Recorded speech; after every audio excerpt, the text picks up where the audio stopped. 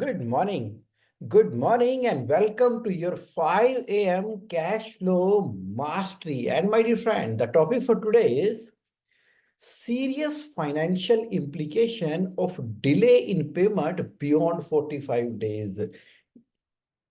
आज ना बहुत ही हम डीप एनालिसिस करने वाले हैं। ये जो सेक्शन 43 बी आ गया है इनकम टैक्स के अंदर, तो क्या है ये सीरियस फाइनेंशियल इम्पैक्ट अगर हमने डिले कर दिया पेमेंट करने में 45 दिनों से ऊपर। किसको बात करेंगे आज? बात करेंगे आज किसके बारे में? अब ना जो माइक्रो एंड स्मॉल इंटरप्राइजेस है।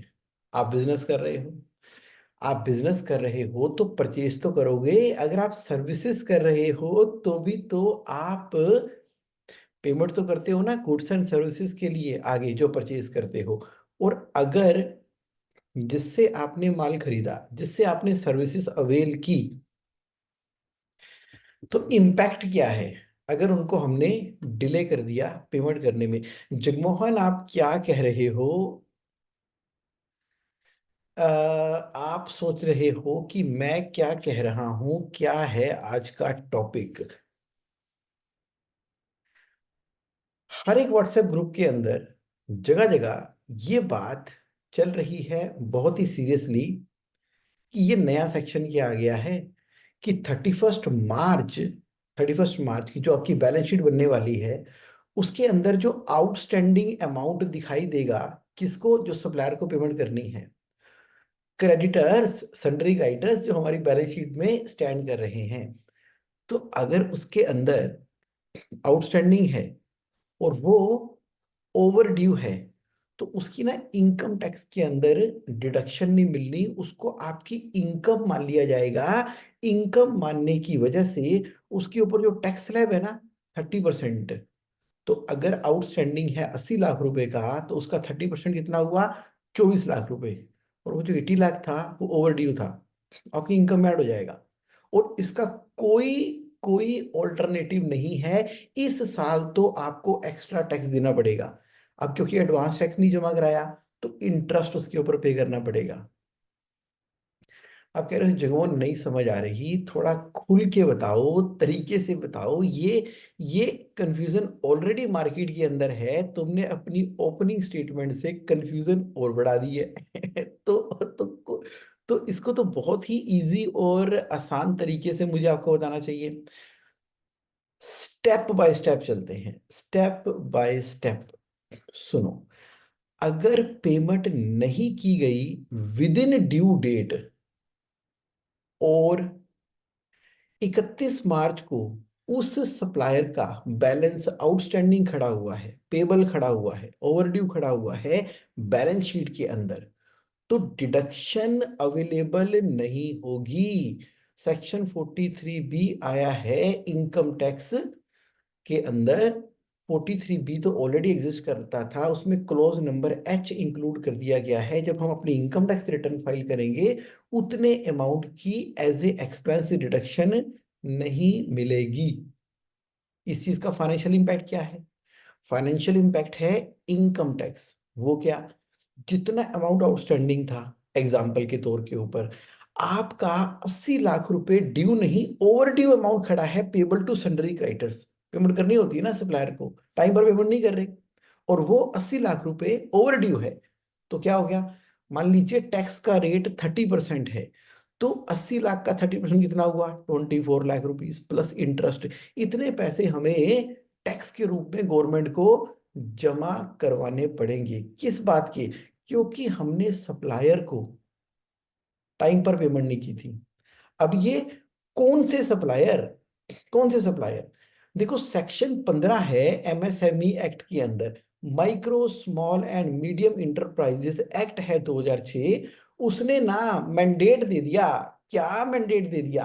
कि अगर आप पेमेंट करते हो माइक्रो और स्मॉल इंटरप्राइजेस को, यहां पर मीडियम इंटरप्राइजेस को इंक्लूड नहीं किया गया। एक्ट का नाम क्या है? MSME। एम मतलब माइक्रो, एस मतलब स्मॉल, एम मतलब मीडियम।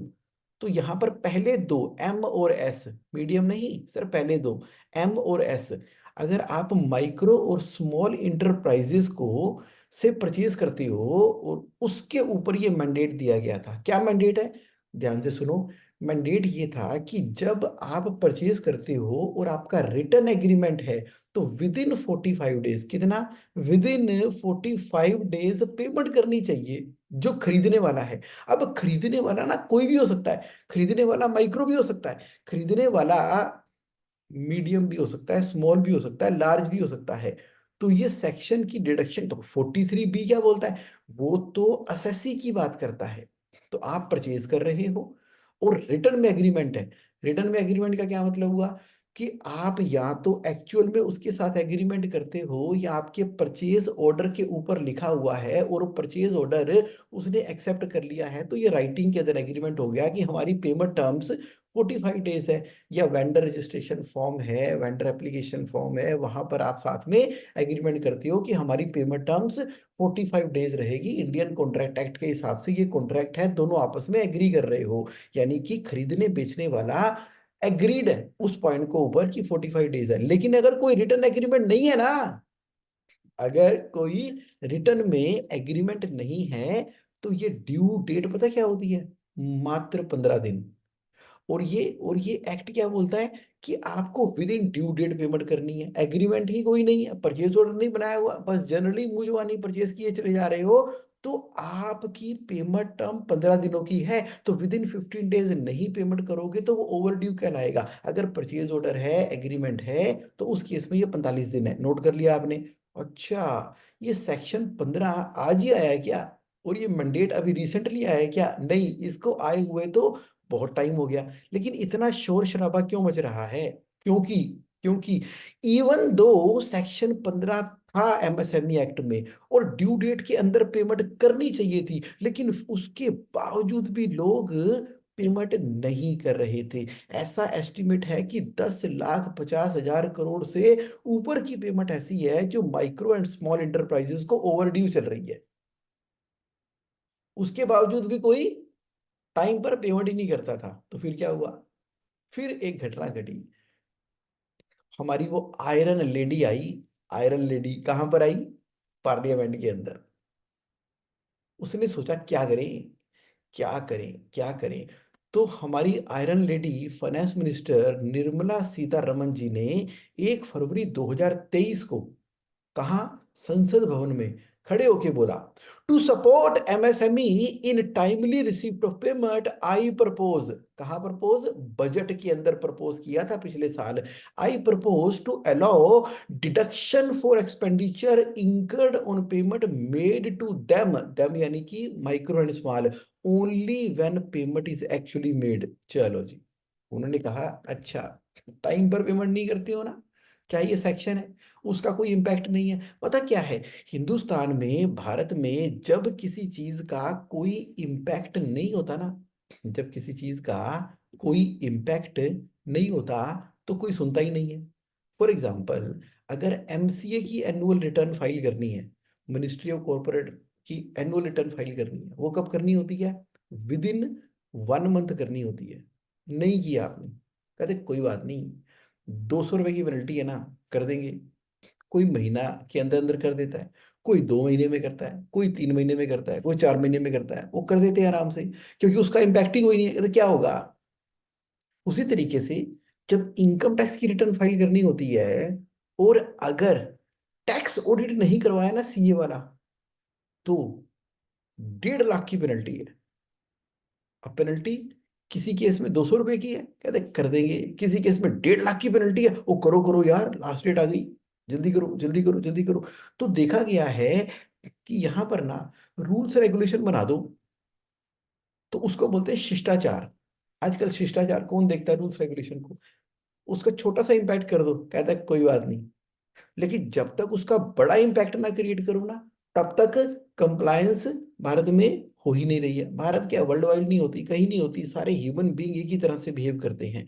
जहां पर पेनल्टी हो, तो अब बस, अब इस चीज को ओके करने के लिए हमारी फाइनेंस मिनिस्टर ने जो प्रोविजन लेकर आया, तो उन्होंने क्या कह दिया उन्होंने उन्होंने उन्होंने यूनियन बजट जब पिछले साल का 1 फरवरी 2023 को बनाया था तब ये अनाउंस कर दिया था। उसके बाद ये बजट पिछले साल का पास भी हो चुका है और वो सेक्शन बन चुका है। तो माइक्रो मतलब कि ऐसी कंपनी जिसकी इन्वेस्टमेंट प्लांट एंड मशीनरी में अप टू 1 करोड़ रुपीस तक है, या जिसकी सेल 10 करोड़ रुपए तक की है, उसको माइक्रो कहते हैं। यानी कि जिससे आप परचेज कर रहे हो ना, वो ये माइक्रो कहलाएगी। तो स्मॉल कौन कहलाएगी? जिससे आप परचेज कर रहे हो उसकी investment in plant and machinery 10 crore की है और उसकी टर्नओवर अप टू 50 करोड़ तक की है, उसको माइक्रो और स्मॉल बोलते हैं। तो क्या ये माइक्रो और स्मॉल जिनसे हम परचेज कर रहे हैं, हमें कैसे पता लगेगा? हमें कैसे पता लगेगा कि वो माइक्रो और स्मॉल है? जब हम किसी परचेज करने के लिए जाते हैं तो कोई उससे पूछते थोड़ी है, अब पूछना पड़ेगा। अच्छा, इसका मतलब माइक्रो और स्मॉल सिर्फ वही हैं क्या जो जो जिनका उद्योग आधार कार्ड है और जिन्होंने अपने आप रजिस्टर करा रखा है?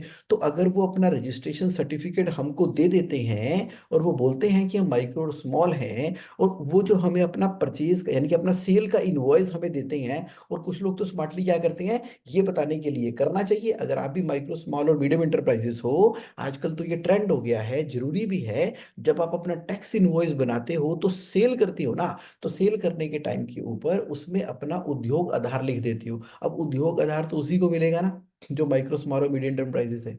अच्छा, मीडियम को भी मिल जाता है। क्वेश्चन क्या था कि जिससे आप परचेज कर रहे हो अगर वो रजिस्टर्ड है तभी माइक्रो स्मॉल कहलाएगा, कि रजिस्टर्ड नहीं भी है तो भी माइक्रो स्मॉल कहलाएगा? बताओ। हाँ, चाहे वो रजिस्टर हो एमएसएमई एक्ट में, चाहे वो रजिस्टर ना हो, वो माइक्रो और स्मॉल ही कहलाएगा, प्रोवाइडेड कि उसकी टर्नओवर जो है 50 करोड़ से नीचे है। अब 50 से नीचे है तो माइक्रो होगा या स्मॉल होगा, हमें क्या फर्क पड़ता है? अल्टीमेटली लिमिट क्या हो गई? 50 करोड़ से नीचे की जितनी भी कंपनियां हैं जिससे हम परचेज कर रहे हैं उसकी payment within due date के अंदर करनी है। प्लांट एंड मशीनरी का हिसाब किताब तो चलो लोग कर ही लेते हैं, सीधा एक सिंगल लाइन आइटम हो गई, 50 करोड़ से नीचे की सेल तेरी है तो डिक्लेयर कर दे। वो सर्टिफिकेट ले सकते हैं उससे हम, एक फॉर्मेट है सर्टिफिकेट लेने का, उससे ले सकते हैं, वो इतना इंपॉर्टेंट नहीं है। इंपॉर्टेंट ये है कि जब वो ये साबित कर देगा कि मैं माइक्रो और स्मॉल हूं, तो मेरी पेमेंट 45 दिनों में नहीं आई, तो सेक्शन 43B में इनकम टैक्स में ऑडिटर जो भी अपने रीजनेबल मेजर लेगा तो आपकी इनकम में ऐड हो जाएगा। आप कह रहे हो जगमोहन समझ आ गया, पता लग गया, माइक्रो मतलब 10 करोड़ से नीचे की सेल, और प्लांट और मशीनरी में 1 करोड़ के नीचे, स्मॉल 50 करोड़ 10 करोड़, ये समझ आ गया। तो फिर section 43B, deduction to be allowed only on actual payment. Section 43B क्या कह रहा था कि एक्चुअल पेमेंट पे करेंगे, लेकिन उसके अंदर ना एक प्रोविजो भी हुआ करता है।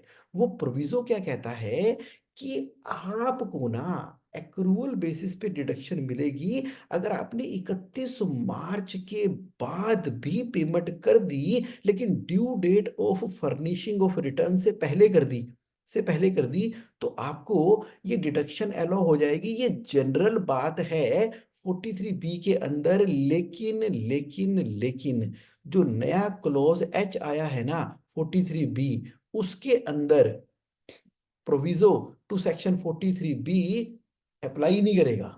ये है खतरनाक बात, रेड रेड कलर में लिख दी है मैंने।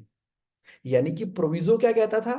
प्रोविजो ये कहता था कि कोई बात नहीं, आपने अगर within due date payment नहीं की है तो इनकम टैक्स रिटर्न फाइल करने की डेट होती है 30 सितंबर, 30 सितंबर 2024।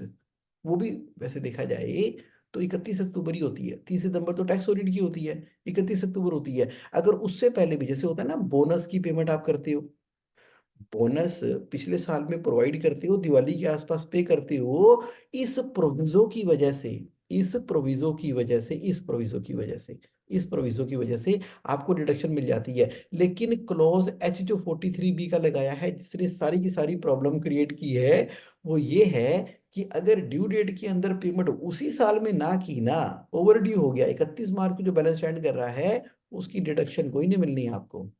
अच्छा अच्छा अच्छा अच्छा अच्छा। आप कह रहे हो ये चक्कर है जगमोहन, इसलिए इतना शोर मच रखा है, इसलिए इतना शोर मच रखा है। मैं तभी सोचूं कि लोग परेशान क्यों रखे हैं चारों तरफ। तो बात किस चीज की हो रही है? जो अमाउंट आउटस्टैंडिंग है 31 मार्च 2024 को, क्योंकि ड्यूरिंग द ईयर आपने ड्यू डेट से लेट कर दिया, लेकिन ड्यूरिंग द ईयर ही पे कर दिया, तो during the year he 43B के हिसाब से डिडक्शन मिल जानी है। तो ये प्रॉब्लम किस डेट की है? ये बैलेंस शीट की डेट की प्रॉब्लम है वो, क्योंकि ये इनकम टैक्स एक्ट है। इनकम टैक्स एक्ट के अंदर 31 मार्च की पोजीशन तक जो कुछ स्टैंड कर रहा होता है वो आपका काम में आता है। तो कहने का मतलब ये हुआ कि जो असली डिफरेंस है ना, वो टाइमिंग का डिफरेंस है।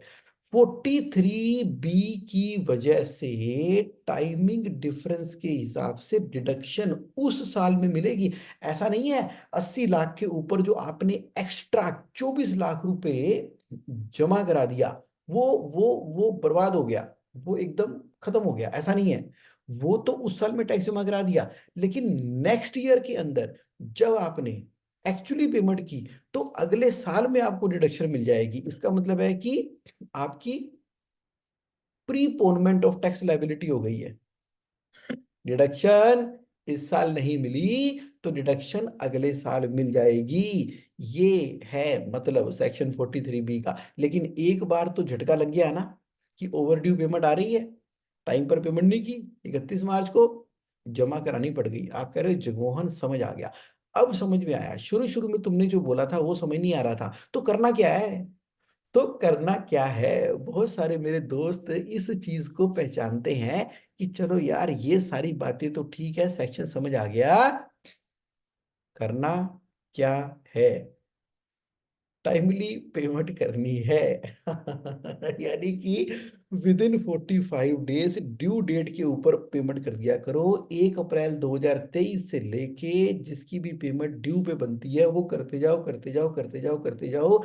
चलो, ड्यूरिंग द ईयर अगर आपने पेमेंट किसी की डिले भी कर दी, लेकिन 31 मार्च 2024 से पहले पहले कर दी, तो भी सारे पाप माफ हो गए। लेकिन अगर आपने 15 फरवरी 2024 से पहले माइक्रो और स्मॉल लोगों से कोई सामान या सर्विसेज ली है, कब?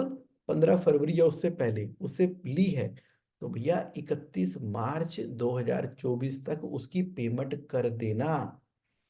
अच्छा अच्छा अच्छा अच्छा अच्छा, ये बात है। अब मुझे पहली बार डिटेल में समझ आया। ये आप कह रहे हो मन ही मन के अंदर। सुनो मेरी बात, एक बड़ा इंटरेस्टिंग सिनेरियो यहाँ पे खड़ा हो जाता है। क्या खड़ा हो जाता है?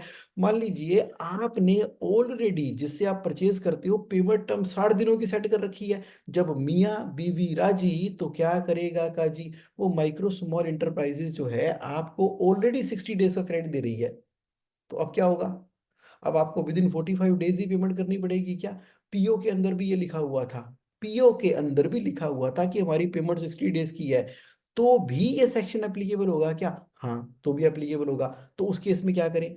देखो, उस केस में कुछ लोग तो ये करने वाले हैं कि वो विद इन 45 डेज पेमेंट कर देंगे, और वो बोलेंगे देखो मैंने आपको 15 दिन में पहले पे कर दिया है, हमारा एग्रीड तो 60 डेज का था, तो देखो जी 15 दिनों का मैं कैश डिस्काउंट लूंगा। जहां पर आप बिल्कुल कमर्शियल ट्रांजैक्शन के हिसाब से चल रहे हो, वहां पर वो 15 दिनों का कैश डिस्काउंट लेके बाकी पेमेंट को रिलीज करने वाले हैं। और कुछ बोलेंगे चलो कोई बात नहीं, और कुछ बोलेंगे कि यार ये 60 डेज की क्रेडिट लिमिट सेट करना ही गलत था। आज के बाद तो सरकार ने लिखित तौर पे दे दिया है सेक्शन 43B में, अब तो हमारी पेमेंट टर्म 45 डेज ही होगी। तो देख लो जी, देख लो। तो अब ये डिपेंड करता है आप क्या करने वाले हो। आप कैश डिस्काउंट लेने वाले हो कि नहीं लेने वाले? जनरली क्या होने वाला है? जनरली लोग बोलेंगे देखो जी हमारी तो सेट है पेमेंट टर्म 60 डेज की, मैं 45 दिनों में कर रहा हूँ, 31 मार्च वाली पेमेंट तो मैं डिस्काउंट लूंगा। है ना इंटरेस्टिंग सिनेरियो? और देखो, और देखो क्या होने वाला है। ऐसी संभावना है, सुनो, ये लोग तो इतनी डीप प्लानिंग कर लेते हैं, इतना इतना कुछ कर लेते हैं। कुछ लोग क्या करेंगे, अब बहुत कुछ होगा क्योंकि ये सेक्शन आ गया ना, बहुत कुछ होगा। कुछ लोग क्या करेंगे, कुछ लोग क्या करेंगे, 31 मार्च को ना चेक इशू कर देंगे। वो पेमटे पेमटे पेमटे कर रहे हैं, उनके पास चेक बुक होगी, वो क्या करेंगे, वो अपने चेक बना बना के अपने पास ही रख लेंगे और बुक्स में एंट्री डाल देंगे कि ठीक है जी हमने पेमेंट कर दी। अब वो बोलेंगे कि रिजर्व बैंक ऑफ इंडिया तो कहता है, क्या कहता है रिजर्व बैंक ऑफ इंडिया, वो कहता है कि अगर आपने किसी को चेक इशू किया है तो चेक जो है वो 3 महीने के लिए वैलिड रहता है। तो वो बोलेंगे ठीक है हमने चेक इशू किया था, उसने नहीं डाला तो हम क्या कर सकते हैं, हमने कोरियर कराया था, हम उसको बाय हैंड देकर आए थे, सामने वाले नहीं डाला, तो वो 3 महीने तक का तो मुझे एक्स्ट्रा टाइम मिल गया। देखो लोग क्या क्या करने वाले हैं, क्या क्या करने वाले हैं। अब इसके अंदर जो जो रिस्क है ना, वो रिस्क ये है कि सामने वाला अगर इस बात से एग्री नहीं हुआ और उसने एमएसएमई में जाके कंप्लेंट फाइल कर दी कि नहीं जी नहीं, इसने 45 दिनों में पेमेंट नहीं की थी, चेक बना के अपने पास ही रख लिया था, मुझे दिया नहीं था, यानी कि सिर्फ और सिर्फ ये चीजें कंप्लेंट के केस के अंदर इनिशिएट हो सकती हैं, जहां पर ये वाली प्रॉब्लम जो है क्रिएट होगी। तो कुछ लोग ऐसा करने की भी कोशिश करेंगे, क्यों, क्योंकि 31 मार्च को फिर उनका बैलेंस आउटस्टैंडिंग करेगा ही नहीं। वो बोलेंगे 45 दिन तो हो गए क्रेडिट पीरियड और 3 महीने का मेरा चेक इशू करने का पीरियड, कौन सी डेट का, 31 मार्च का। हाँ इस केस में स्टैट्यूटरी ऑडिटर जो है वो इशू रेज कर सकता है। क्या बात है भाई, वैसे तो आप हमेशा आरटीजीएस से पेमेंट करते हो, 16 साल आरटीजीएस से पेमेंट करते हो, अचानक आपके मन में आया कि अब जो है हम चेक इशू कर देते हैं, अच्छा अप्रैल में भी आप आरटीजीएस से पेमेंट कर रहे हो, तो डाउट क्रिएट हो गया ना। तो यानी कि सरकमस्टांसेस एडवर्स क्रिएट होने की संभावना है इस तरह के केसेस के अंदर। फिर ऑडिटर को आपको सेटिस्फाई करना पड़ेगा। तो ऑडिटर बोलेगा चलो ठीक है आप कह रहे हो तो मान लेते हो, आप भी ऑडिटर को समझाओगे, ओके करोगे, रीजनेबल कॉज या जो भी आप दोगे उसके तरीके से वो मान जाएगा। तो एक तो ऑडिटर ऑब्जेक्शन रेज करने वाला है। उसके बाद कहीं गलती से भी आपने 3 महीने वाला चक्कर अपना लिया और बाद में वो रिवर्स कर दिए बैंक रिकंसिलेशन के अंदर, तो वो भी अगले साल में प्रॉब्लम बनने वाली है। आई डोंट नो आप क्या करोगे, मेरी तो सुजेशन बड़ी सिंपल सी है कि आपको क्या करना था, टाइमली पेमेंट करनी है 45 डेज के हिसाब से। चलो एक और पॉइंट देखते हैं, एक और पॉइंट देखते हैं, कुछ लोग क्या करेंगे, कुछ लोग क्या करेंगे, कुछ लोग ना मटेरियल तो रिसीव कर लेंगे परफॉर्मा इनवॉइस से, जिनकी पेमेंट टर्म 60 डेज की है या उससे ज्यादा की है, या जिन लोगों को पता है कि वो पेमेंट ही डिले करते हैं, पेमेंट ही डिले करते हैं जी, वो कहते हैं जी क्या करें, ओ भाई साहब क्या करें, आगे से पेमेंट ही नहीं आती तो पीछे करे कैसे। पैसे का काम तो पैसे से होगा, सरकार तो बैठी बैठी अपनी मनमर्जी से कानून बनाती रहती है, सरकार तो अपनी मर्जी से कुछ भी कानून बनाती रहती है, हम क्या करें, पेमेंट कैसे कर दे, 1 करोड़ रुपया लेना है, 2 करोड़ रुपए देने हैं, किस किस की पेमेंट करें। अरे बाबा, किताबों में बिल चढ़ाना ही आज की डेट में मुसीबत हो गया। तो कुछ लोग क्या कर सकते हैं, कुछ लोग बोलेंगे ठीक है आपने माल सप्लाई करना है ना, तुम माइक्रो, तुम संभालो, यार बड़ा चक्कर है तुम्हारा, बड़ा चक्कर है यार तुम्हारा, तुमसे माल खरीदो ना, बड़ी टेंशन हो जाती है, बड़ी टेंशन हो जाती है, ये फॉर्मेलिटी करते हो वो फॉर्मेलिटी करते हो, एक काम करो, माल भेजना है भेजो, भेजो माल, पर फॉर्मा इनवॉइस पे भेजो, उसका जो चालान नंबर है, इनवॉइस नंबर है, उसको ई वे बिल के अंदर डालो, भेजो, मेरे मैं रिसीव करूंगा। और टैक्स इनवॉइस तब देना, तब देना जब मैं तो पेमेंट करूंगा ना, पेमेंट करने से कुछ दिन पहले आप टैक्स इनवॉइस दे देना। तो जब मैं बोलूँ ना टैक्स इनवॉइस दे दो, तब देना, फिर पेमेंट करूंगा, माल तो आ गया मेरे पास चालान के ऊपर। कुछ लोग ऐसा करने की सोचेंगे, लेकिन सावधानी, सावधानी, गलती है जो लोग ऐसा सोच रहे हैं, जो लोग ऐसा सोच रहे हैं, गलती क्या है कि जीएसटी के अंदर ना एक डीम्ड इनवॉइस का प्रोविजन है, अगर किसी ने किसी को माल भेज दिया चालान पे, सर्विस डिलीवर हो गई, गुड्स डिलीवर हो गई, तो वहां पर ना 14 डेज का क्लोज है, कितना, 14 डेज का क्लोज है कि अगर आपने इनवॉइस इशू किया कि नहीं किया, मान लिया जाएगा कि 14 दिनों के अंदर वो इनवॉइस इशू हो गया और उसके ऊपर जीएसटी एप्लीकेबल हो जाता है।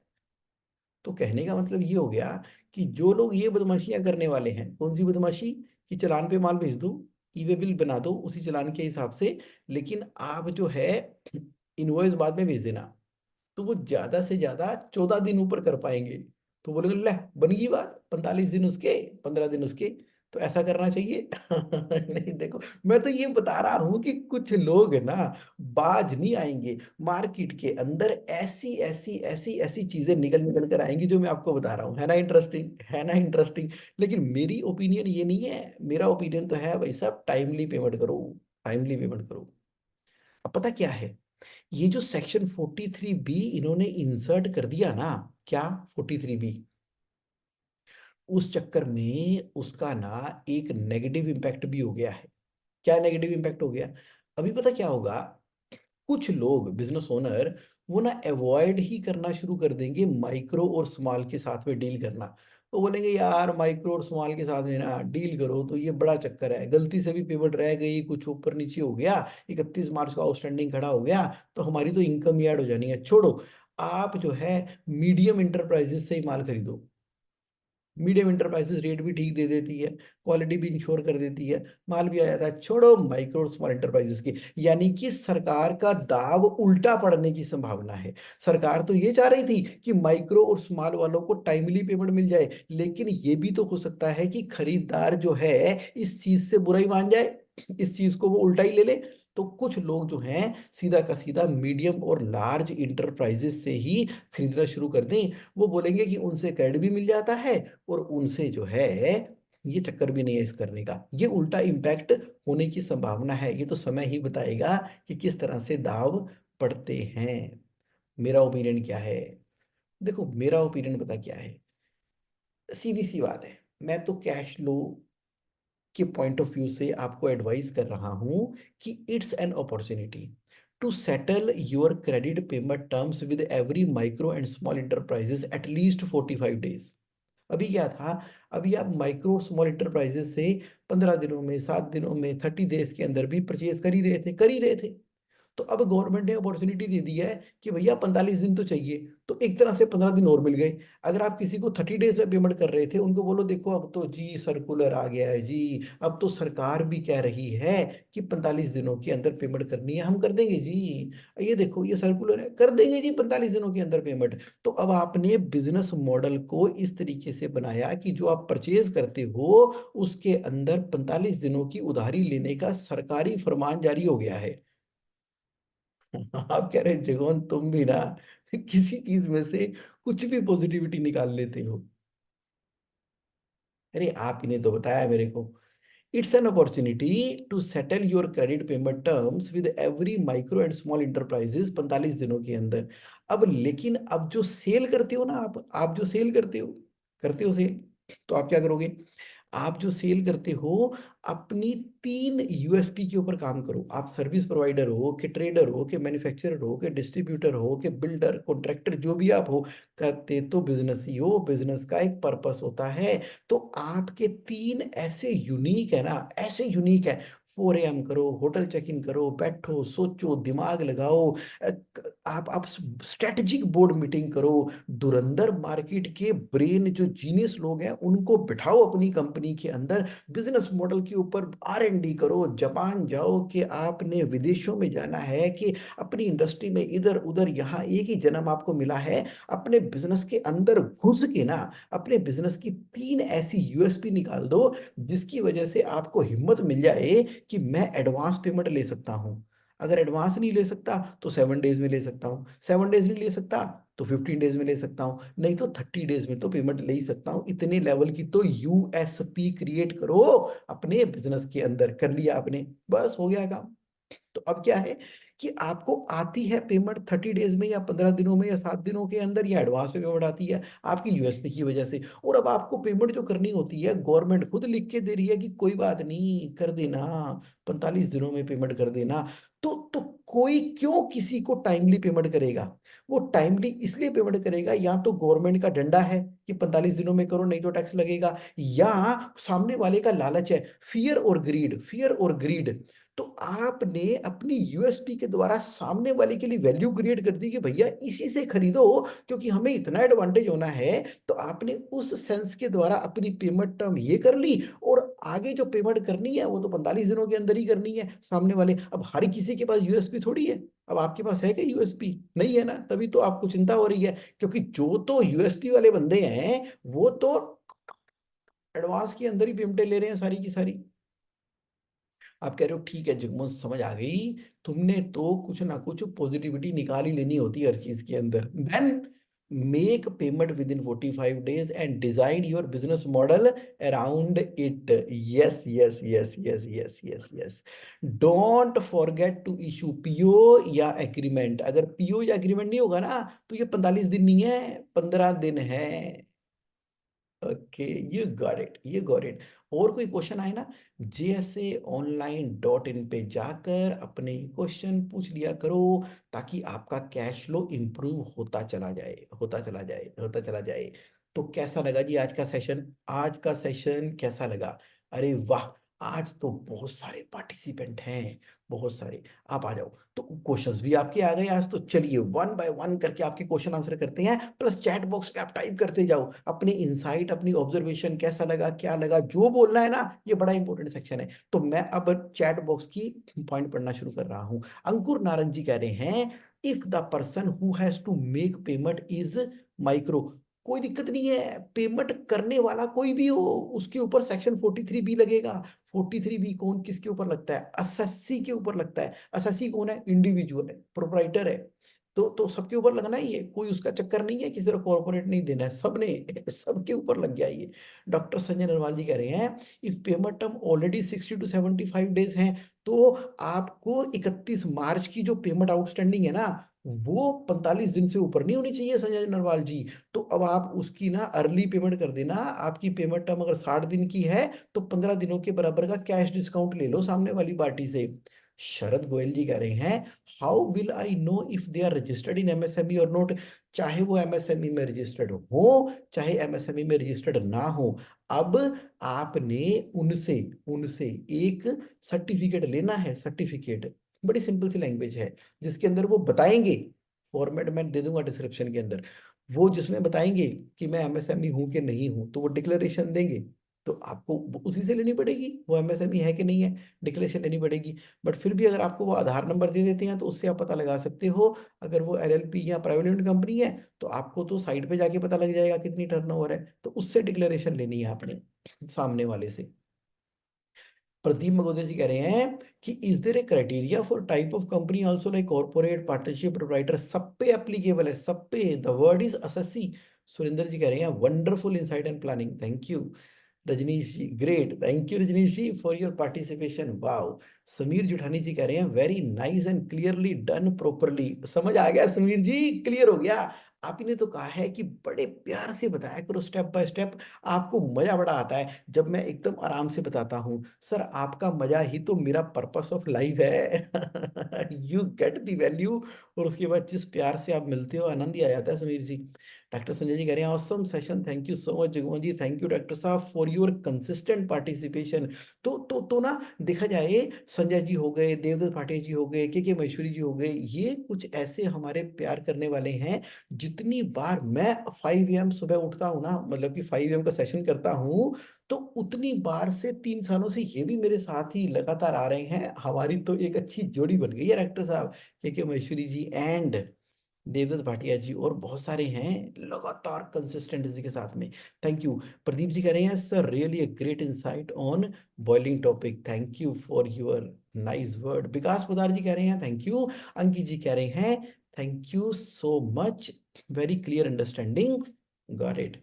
गरिमा ji, good morning, thank you so much, very insightful, can you also help with export payment. हाँ, ईसीजीसी कराना पड़ेगा, banking channel for the same. ठीक है, बात करते हैं, पर्सनल व्हाट्सएप भेजो। Namit Agarwal ji, great knowledge, thank you Namit ji for your participation. Amit ji, thank you. Session attended, लेके मजा आ गया। आपके सेशन रेगुलर कैसे अटेंड कर सकते हैं अमित अग्रवाल जी? आप जरा मेरे मोबाइल नंबर 9811269798, चलो मेरे ही पर्सनल मोबाइल के ऊपर जरा अपना हाय हेलो भेज दो। मैं आपको उस ग्रुप में ऐड कर देता हूँ, जिसके अंदर 5 AM के रेगुलर सेशन की डिटेल आती रहती है, और रिकॉर्डिंग भी आ जाती है। सुमित जी आज कह रहे हैं, thank you Jagmohan ji, it was eye opener for this confuse topic. धन्यवाद जी, आपकी ईगरनेस और मेरा मुझे चूज करना भगवान के द्वारा कि ये काम करो, क्योंकि कैश फ्लो कम्युनिटी के अंदर ना, पता क्या हुआ, कैश फ्लो कम्युनिटी के अंदर सुमित गोयल जी किसी ने क्वेश्चन पूछा। अब कैश फ्लो कम्युनिटी में क्वेश्चन आएगा, वो तो यूनिवर्स की कमांड है, योर विश माई कमांड। अब कैश फ्लो कम्युनिटी जो कहती है ना, मैं तो बिना सोचे वो कर देता हूँ, क्योंकि वो यूनिवर्स है कैश फ्लो कम्युनिटी। आप ही हो सब कुछ। अब भगवान का रूप हो, भगवान कहाँ दिखते हैं, भगवान इंसान में दिखते हैं, आप ही हो। ग्रुप के अंदर तो कलेक्टिव इंटेलिजेंस तो पूरी सब कॉन्शियस की, यूनिवर्स की कॉन्शियस हो जाती है। I believe in that. Abhishek ji good morning, good morning Amit ji, okay ji welcome. Pradeep ji, can we have a Zoom session और जुलाई 2023 बैच? बिल्कुल पक्का ही पक्का कर सकते हैं जी, बिल्कुल पक्का कर सकते हैं, 100% यस कर सकते हैं। तो आप एक काम करो, मेरे मोबाइल पे व्हाट्सएप भेज दो और प्रदीप जी कर लेते हैं जूम सेशन पूरे के पूरे, आपके जुलाई बैच के लिए कर देते हैं। डन हो गया। तो उसके लिए टाइम डिसाइड कर लेना। तन्मय मल्होत्रा जी कह रहे हैं, can we get any checklist for any preparation of PO? PO PO तो मैं आपको दे ही देता हूँ ना। तो मैं आपको अपने टेक्निकल एक्सपर्ट से मिलवा देता हूँ, वो जूम के ऊपर आपको दिखाई देगा सारा का सारा। अब पीओ की चेकलिस्ट की जगह आप पीओ का ही ले लो, पूरा का पूरा सिस्टम। तो आप मेरी जीएससी ऑनलाइन से ले लो, वैसे मुझे व्हाट्सएप कर देना, तो मैं टीम से कनेक्ट कर दूंगा, वो दे देगा आपको। नहीं तो कैश फ्लो कम्युनिटी में क्वेश्चन डाल दो। पुरुषोत्तम जी कह रहे हैं कि thank you sir, it's a topic for HSL for me. Got it, Purushottam ji. Pradeep ji कह रहे हैं exclusive one around search science specially for financial freedom. Sure, done. Garima ji please share your number. लो जी, मेरा नंबर है 9811269798। मुझे ना व्हाट्सएप ही करना, फोन करोगे मैंने उठाना ही नहीं है। हाँ मतलब कॉल बैक कर दूंगा, क्योंकि कोई ना कोई सेशन चल रहे होते हैं ना। ओके, तो व्हाट्सएप करोगे तो ठीक रहेगा। और बाकी मेरी टीम से जब कनेक्ट हो जाओगे ना, आपसे तेजी से मेरी टीम, आपसे ज्यादा तेज मेरी टीम मेरे को कनेक्ट करा देती है, क्योंकि आप मेरी टीम को फोन करते हो, वो मुझे फोन करते हैं, उनको सब पता है कि मैं कब कहाँ पर हूँ, और राइट टाइम पे फटाफट कनेक्ट करा देते हैं। कॉन्फ्रेंस कॉल में ले लेते हैं फटाफट से वो। बट कोई नहीं, आप मेरा नंबर ले लो, मैं स्नैपशॉट भेज के अपनी टीम को भेज दूंगा।